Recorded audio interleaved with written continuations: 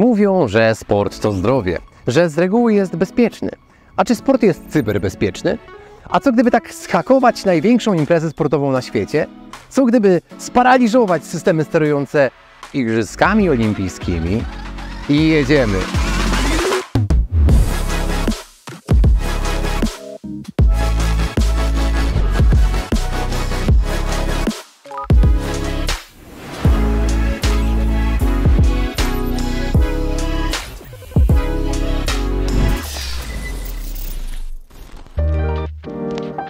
Duże imprezy to duże zainteresowanie. Duże imprezy to szansa, żeby się pokazać. Duże imprezy to wiele systemów, których sterowanie można przejąć. A Igrzyska Olimpijskie przyciągają uwagę. Szacuje się, że zawody w Tokio śledziły 3 miliardy widzów. Czy możemy spodziewać się paraliżu w Paryżu? To może trochę historii? Rosyjscy hakerzy znani z wcześniejszych ataków są jednym z największych zagrożeń. Przykłady? Olympic Destroyer z zimowych Igrzysk Olimpijskich w Pjongczang w 2018 roku.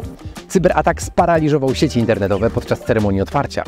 Włamanie spowodowało zakłócenie komunikacji LAN i Wi-Fi i uniemożliwiło drukowanie biletów ze strony internetowej Igrzysk.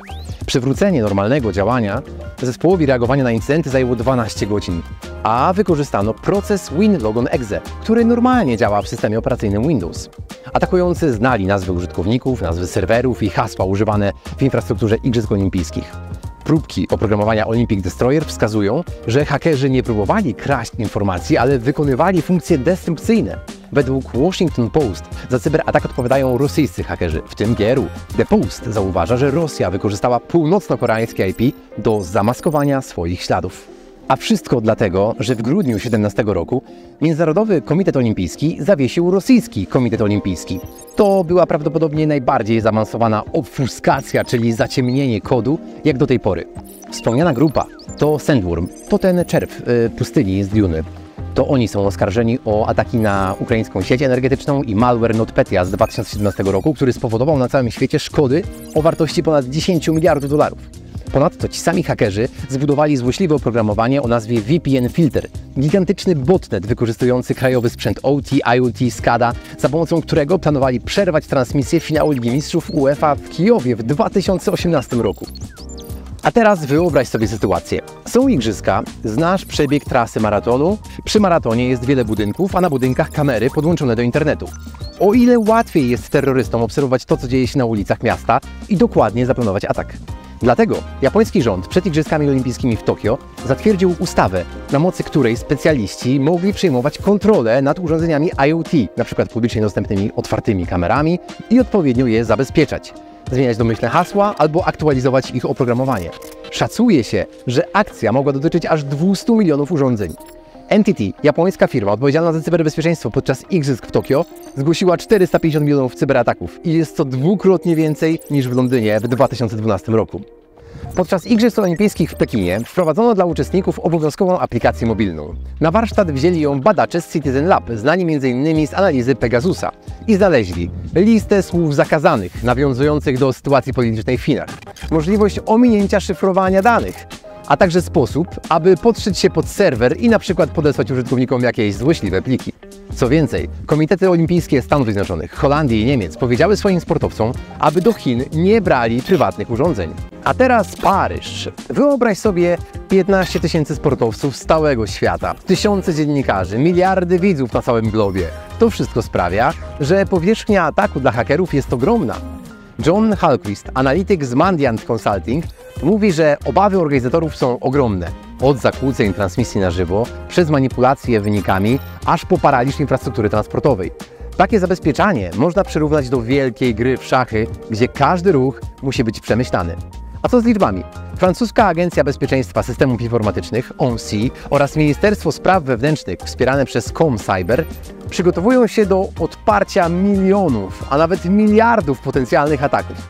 Przewiduje się, że będzie ich 8 razy więcej niż w Tokio, czyli około 3,5 miliarda. Vincent Strubel, dyrektor generalny ONSI, powiedział, że najgorszym scenariuszem jest to, że utoną w atakach, które nie są zbyt poważne, a nie zobaczą najbardziej niebezpiecznych ataków wymierzonych w infrastrukturę krytyczną. Atos, czyli firma odpowiedzialna za cyberbezpieczeństwo igrzysk, musi dostarczyć wyniki niemal natychmiast do nadawców i mediów. Wszystko to, abyśmy mogli cieszyć się każdą sekundą zawodów. Wystarczy, że atakujący spróbują wykonać atak DDoS, czyli zapchają pakietami danych łącza transmisyjne, a serwisy będą przeładowane ruchem sieciowym. A ile to wszystko będzie kosztować? Szacuje się, że na samo bezpieczeństwo zostanie przeznaczonych nawet 350 milionów dolarów. Jeremy Couture, który stoi na czele Centrum Cyberbezpieczeństwa Igrzysk, mówi wprost: moim marzeniem jest, aby nikt nie mówił o technologii i cyberbezpieczeństwie, bo to oznaczałoby, że nie było powodów. I tak właśnie jest w życiu cyberbezpieczników. Im mniej Ciebie widać, tym lepszą pracę wykonujesz w tle. Oczywiście realia nie są takie proste. Na igrzyska przygotowują się nie tylko sportowcy, ale też grupy przestępcze, które codziennie testują i ulepszają swoje złośliwe aplikacje albo szukają podatności, czyli dziur w systemach. Jakie są szanse na powodzenie cyberataku? Szwedzka firma Outpost24 pozytywnie ocenia przygotowania Paryża, choć wskazuje na pewne luki w zabezpieczeniach.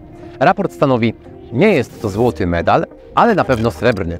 Co ciekawe, Outpost24 przeanalizował również mundial w 2018 roku i okazało się, że infrastruktura gospodarza, czyli Rosji, była w zatrważającym stanie, a dodatkowo niesamowicie przestarzała. W przypadku Francji i Paryża jest zdecydowanie lepiej. Sprawdzono otwarte porty sieciowe, protokoły szyfrujące, zarejestrowane domeny, a tu m.in. okazało się, że brakuje certyfikatów SSL, a także kilka z nich jest nieaktualnych. Do tego doszedł brak poprawnie skonfigurowanych nagłówków HTTP, co narażało witryny na wstrzyknięcie złośliwego kodu. Co ciekawe, okazało się, że system sprzedaży biletów w wersji testowej nie był chroniony loginem i hasłem w wersji zaszyfrowanej. Ale największą niespodzianką był zidentyfikowany wyciek poświadczeń, czyli loginu i hasła, które prawdopodobnie zostały wykradzione przez złośliwe oprogramowanie Lumma C2. A to wszystko jeszcze przed Igrzyskami Olimpijskimi. Dzięki ciężkiej pracy i zaawansowanym technologiom organizatorzy Igrzysk w Paryżu mają nadzieję, że jedynymi emocjami, które przeżyjemy, będą te związane ze sportowymi rekordami, a nie cyberatakami. Ale teraz, po raz pierwszy, Igrzyska będą odbywały się w cieniu zagrożeń, jakie może spowodować potężna sztuczna inteligencja. Jeremy Couture kontynuuje: największym ryzykiem jest zakłócenie funkcjonowania infrastruktury i transmisji. Można dosłownie wpłynąć na same rozgrywki lub na możliwość ich oglądania na całym świecie. Jeśli nikt nie może ich oglądać, jest to równoznaczne z ich zamknięciem. Betsy Cooper, ekspertka do spraw cyberbezpieczeństwa w Aspen Institute w USA, widzi problem w możliwości wpływania na wyniki zawodów, np. zakłócenie obrazu kamery na mecie, manipulowanie systemem sędziowskim Hawkeye, usuwanie czasów, manipulowanie tablicami wyników. I uwaga, bo to jest hit, zaleca się, by sędziowie zapisywali wyniki na kartce. To kto tak naprawdę może zagrażać tym igrzyskom i zamiast Igrzysk Olimpijskich zrobić Igrzyska Śmierci? Grupa jest szeroka, od nastoletnich popisowców, szukających zabawy w sieci i odpalających każdy skrypt, który znajdą, przez aktywistów chcących manifestować swoje ideologie, grupy przestępcze zajmujące się oprogramowaniem ransomware, po rosyjskich hakerów, którzy mają na swoim koncie złośliwe cyberataki, które grożą paraliżem systemów niezbędnych do zawodów sportowych. MKOL już skarżył się na rosyjskie kampanie dezinformacyjne prowadzone w listopadzie i marcu.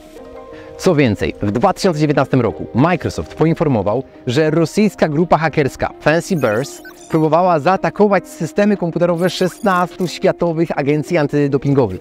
Miała to być zemsta za wykluczenie Rosjan z imprezy sportowej. A ze względu na toczącą się wojnę Rosji przeciwko Ukrainie, organizatorzy Igrzysk Olimpijskich zabronili jej udziału w zawodach drużynowych. Dobrze, że paryskie zespoły do spraw cyberbezpieczeństwa próbowały wyciągnąć wnioski z tych doświadczeń, konsultując się z technikami, którzy również pracowali w Pjongczangu. Ale spójrzmy szerzej. Igrzyska igrzyskami, ale wokół jest mnóstwo innych punktów, których unieszkodliwienie może wprowadzić chaos. Transport publiczny, lotniska, dworce, systemy informacyjne, ataki na systemy komunikacji służb inspekcji i straży, system zdrowia, hotele, dostawy żywności itd. Dlatego potrzeba strategii, zresztą tak samo jak w Twojej firmie. A zatem jak będzie w Paryżu? La vie n'est pas toujours rose. Życie nie zawsze jest różowe. A jak będzie podczas piłkarskich Mistrzostw Europy w Niemczech? Wir werden sehen. To się okaże. Ceremonia otwarcia Igrzysk Olimpijskich w Paryżu odbędzie się 26 lipca. Warto obserwować. Naszym sportowcom życzymy olimpijskiego złota wzorem Kazika Dejny w 1972 roku. I pamiętaj, nie tylko od noszenia czapki.